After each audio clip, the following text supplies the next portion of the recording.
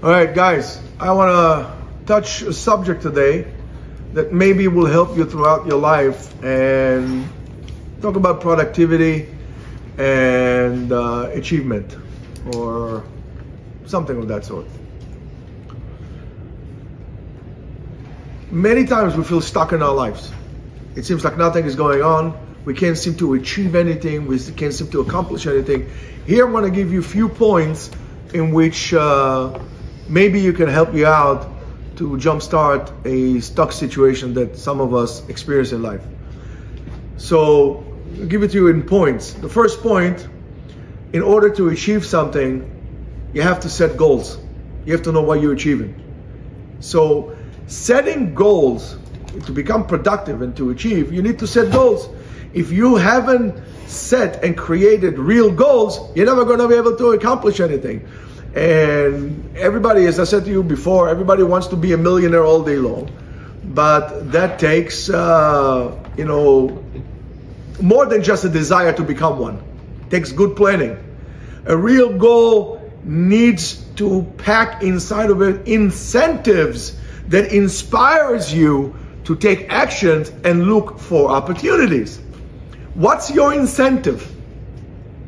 To sit down on the beach and have a beer? That's not an incentive. You need to have incentives to do it.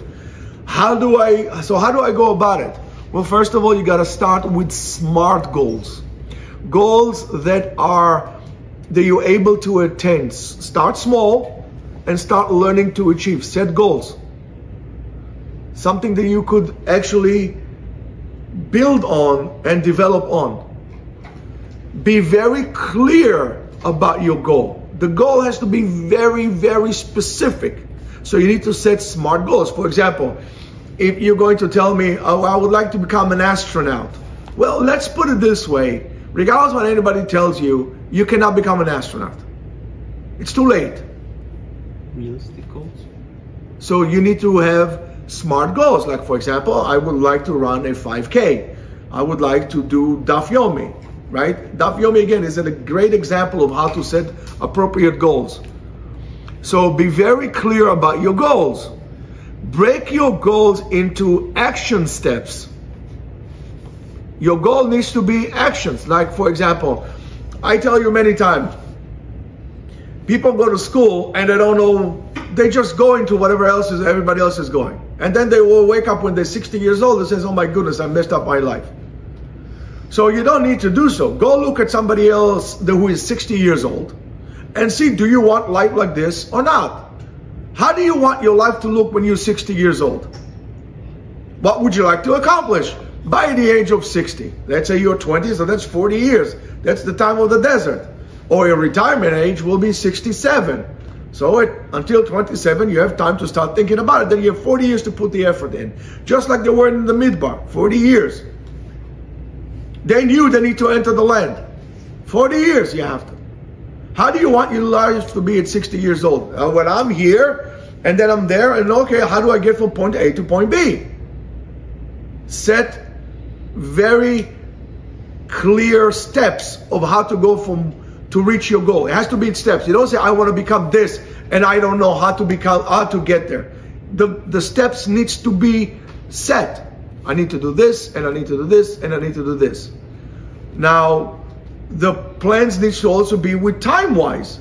By this time, I would like to have this. By this time, but then sometimes things happen. That brings me to the next point. The next point is plan for obstacles. You know that there are going to be some hiccups on the road.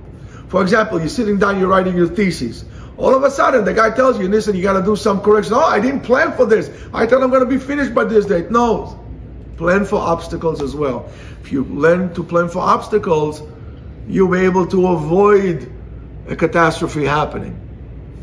And you need to remember on that stage is put in the effort and track your progress for long-term success. You need to follow through. Like, for example, you'll go on a diet.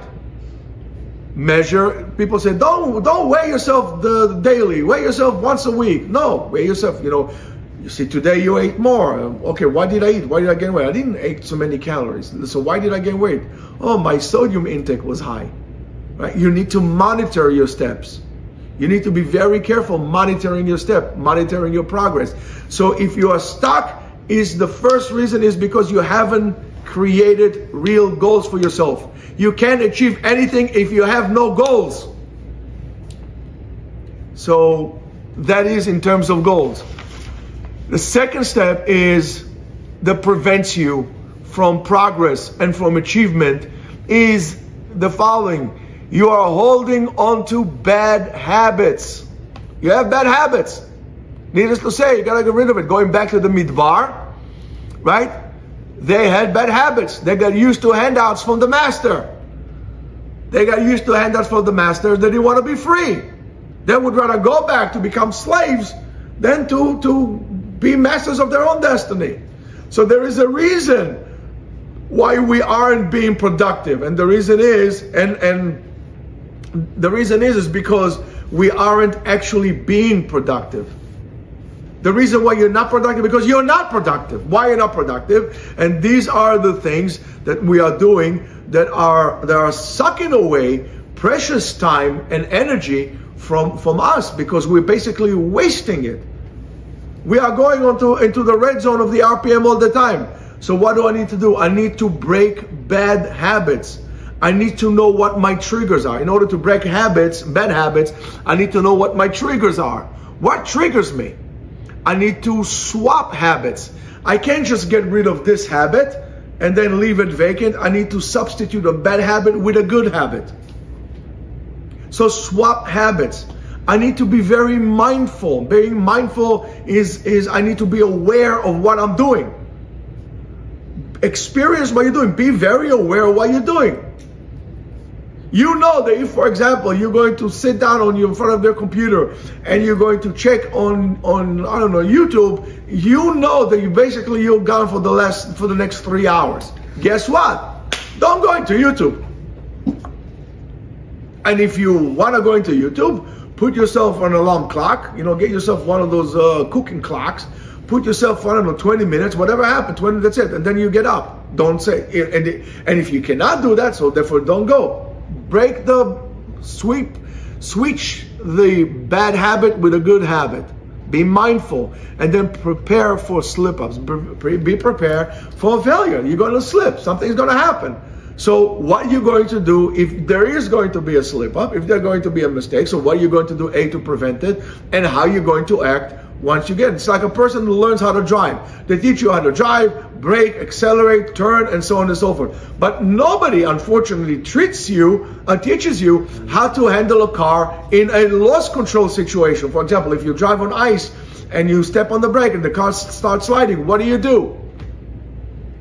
I think it's a very good idea for any driver who considers to be himself be a responsible driver to actually spend a couple of dollars and go take some I don't know, rally training of how to drive in extreme situations, because those extreme situations will happen.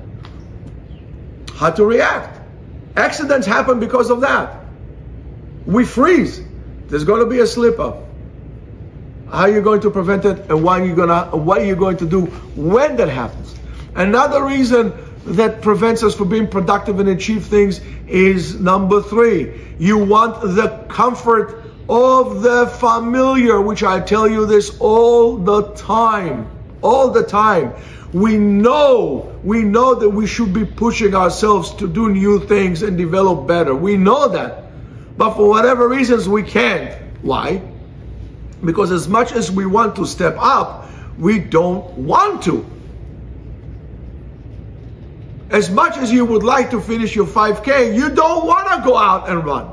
As much as you would like to finish the shots, you don't want to finish the shots. As much as you want to do this or the other one, you also don't want to do it. Because we are getting into a zone. Many people would say that it's because we are lazy or because of that. But this is not the case at all. It's because of the comfort of I want to stay and leave situation the way it is. The same thing. things are bad. Are you going to move from the neighborhood? Let's say, for example, you live in a neighborhood that this neighborhood starts to deteriorate. Are you going to pack your stuff and leave? Most people would not. Very few people will pick the stuff and leave. More people would stay in. People of the Jews. And the same thing happened in Europe, and the same thing could happen here in America. Are you planning on moving if something happens? What are your cursors? You're going to say, okay, when this happens, I'm out of here. I don't care what it is. I don't care. I'm out of here. Or you're going to stay here and hope that things will be better, right? And become helpful or harmful. The brain likes to do what it already knows. It doesn't make a difference if it's something that helps you or something that hurts you. You got into a habit of doing something, you're going to keep on doing it because you don't want to change. That's the problem of people, for example, making teshuvah. I can't do it. I'm too old to make teshuvah. That's so wrong. I'm already fat, so I can't do that, right?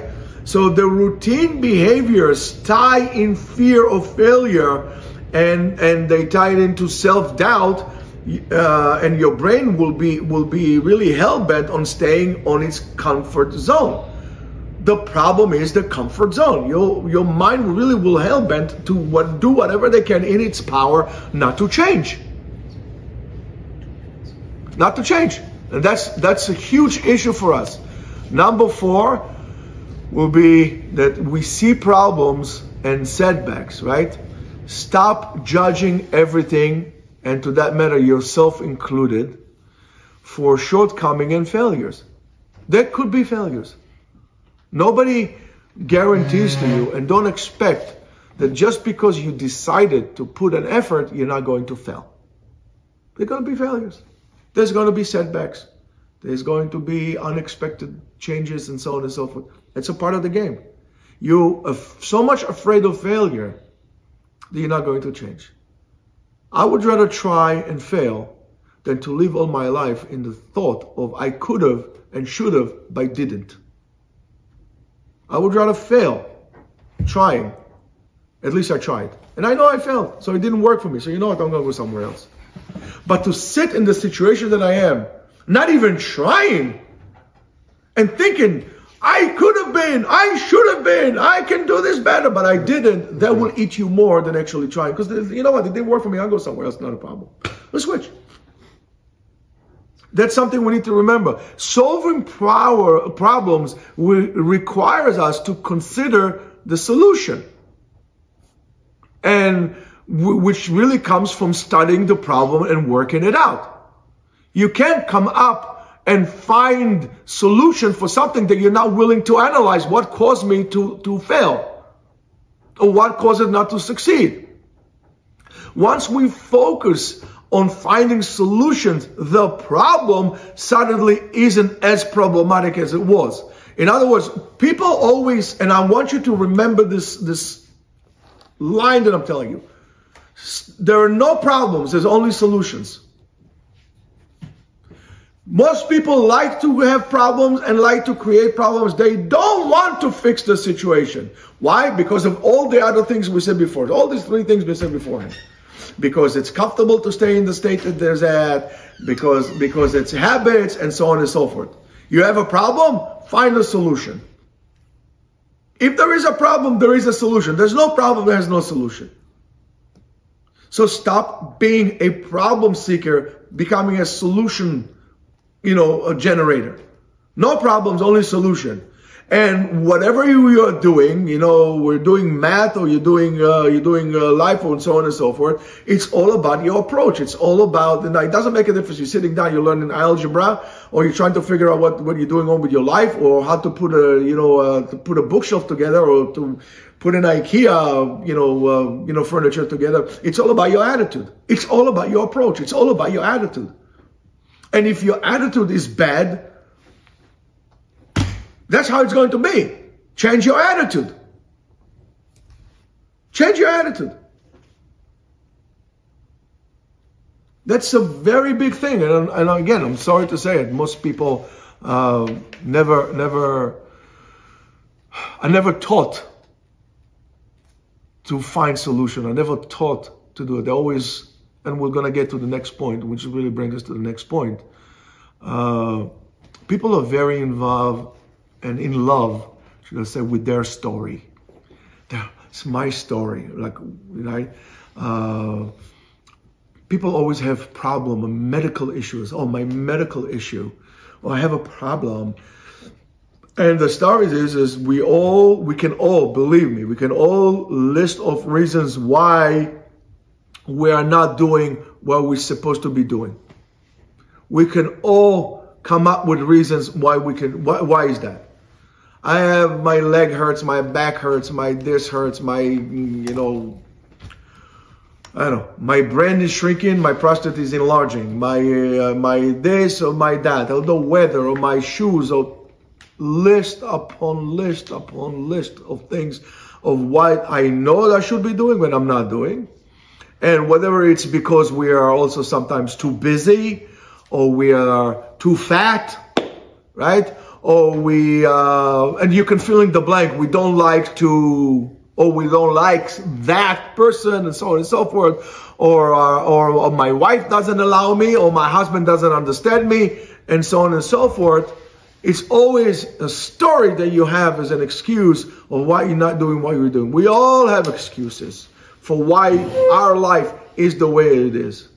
I was not given the opportunity, I was not given the chance, and this is a bunch of hot air. I was born to the wrong family, I am wrong to the wrong faith, I have the wrong color, I have the wrong hair, I have the wrong color eyes, I have the wrong size teeth. It's all stories, it's all excuses. The obstacles, life will have its own all bumps on the road for you. You don't need to add on your own for good measure. Stop making up the story. They are really, in a way, just created stories that we use to define our limits and abilities, and use as an excuse not to do anything to stay in the situation that we're in. So snap out of it. Come out of this situation. Stop telling your story. Enough. Right? David Goggins was too fat to get into the military. However, he went from 230 to 190 and got in. Yes, he was fat. It was very hard for him to run, but he started running and he lost weight. 300, I think. I'm sorry, 300. Okay, 300. Sorry, 300. Yeah. So if you want something, go after it. Stop telling me stories. I can't do it because I'm too fat. If David Goggins ran from 300, what do you think? David Goggins is some kind of a Superman? He was born a Superman? No, he was not born a Superman. He became one because he wanted to become one.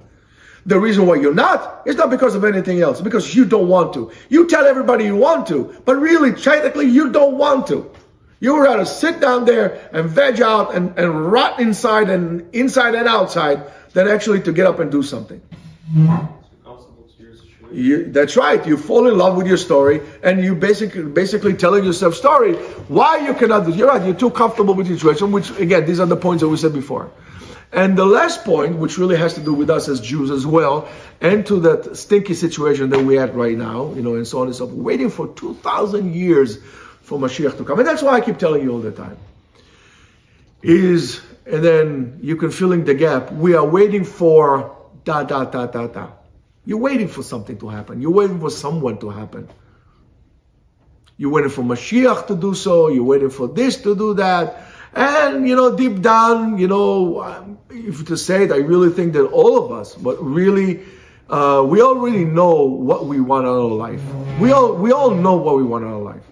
But the thing is that we think that we can't pursue our pursuits until we have all, as they say, the ducks lined in a row. Until I have this, I cannot do this. Until I have this, well, this is not, I don't have it yet, and this is not like this, and all the people are not chazer b'tshuva, all the people did not become too wicked, or this, or that. Rabotai, you know why Mashiach is not coming? Because of that. You know why he's not going to come? Is because of that.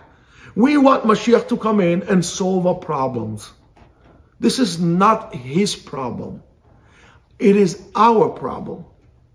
If you want Mashiach to come, get off what you're doing and start doing things appropriate with that. But don't think Mashiach is going to come when you want to go on a cruise to Mexico. If you really want the redemption to come, well, don't just sing redemption songs, just get up and do something. Get up and do something about it. Don't wait for the stars to align, so only then. We don't work like this. Jews don't work like this. L'Israel and Mazal. Israel, Am Israel, the Jewish people don't work by luck, by astronomy, astrology, by celestial wisdom. We don't work like this.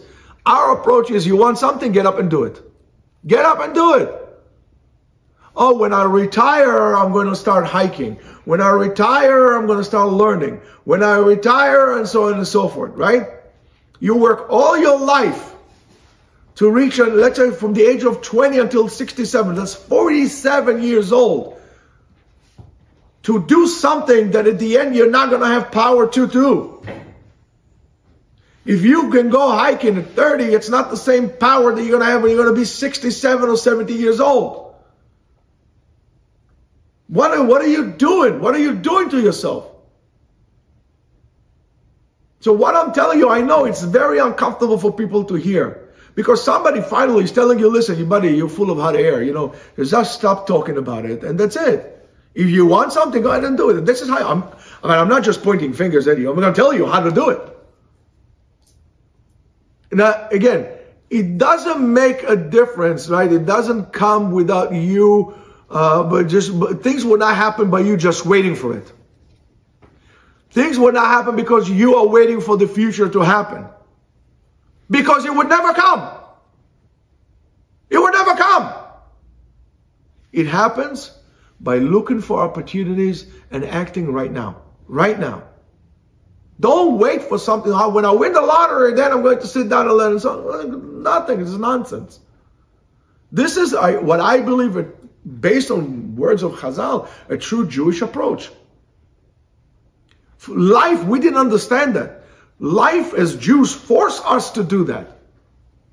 We had to run from one place to another. We always have to plan for the future. Well, right now we're making money, but things might be bad. They might kick us out of Holland. They might kick us out of Spain. They might kick us out of Turkey. They might kick us out of here. So let's plan for that and let's act according to. And that's why we were able to survive. But once we get comfortable and we fall in love with our houses and marbles on the floor, and we want a bigger house, and we want this, and we want that, and we want the other thing, we were not going to be able to move. We're not going to be able to plan because we get too comfortable. What do you mean? I'm going to lose this job when it's paying me a lot of money. Okay, so what if they hate me as a Jew? So I'll just, I won't rub it in their face. I will take the kippah when I go to work. I don't have to look so Jewish. That's what happens. That's what happens. We get afraid of changing, and eventually, if you're going to take the steps backwards, you'll see that at the end of the day, we are even afraid of dreaming of what is of a better life. You'll come to a point that you're going to subdue your own will to have a life, wake up one day to a point you're going to say, how did I get here? What am I doing? This is the life that I came here for? What was the purpose of this whole thing? Pointless. And then I'm depressed, and then I'm purposeless, and then it's all gone from that point on. So not to get to this point, I'm telling you how to become productive, how to start achieving, and by doing so, actually having a chance to have a better life. Have a great and wonderful day.